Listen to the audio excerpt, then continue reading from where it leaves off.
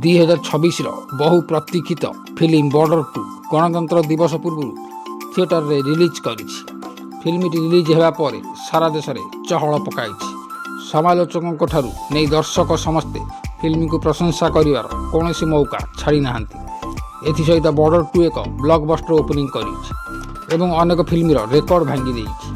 सनी देओल, वरुण धवन एवं आहान शेट्टी अभिनीत border 2 release पूर्व खूब चर्चा थिला। एडभांस बुकिंग रे 17 कोटी अधिक टंका संग्रह करथिला। एथिसहित रिलीज प्रथम दिन रे थिएटर बाहर दर्शकों जबरदस्त भीड़ जमी थिला एवं फिल्मटी बॉक्स ऑफिस रे भल ओपनिंग करथिला।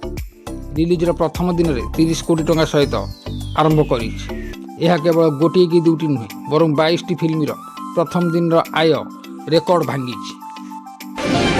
आईसीसी एवं 2026 T20 विश्वकप बांग्लादेश को बाद देवा योजना करुछि। भारतर यह आईसीसी इवेंट खेलिब नाही बोली घोषणा करिଥିବା बांग्लादेश क्रिकेट बोर्ड एपर्यंत स्थान परिवर्तन एवं भी हार मानिया राजी नुहे। सेमाने आईसीसी विवाद समाधान कमिटी निकट में पुणी थे आवेदन कर बांग्लादेश क्रिकेट बोर्ड T20 विश्वकप अंशग्रहण करने आशावादी रही। समय आईसीसी एवं स्कॉटलैंड सहित आलोचना आरंभ कर।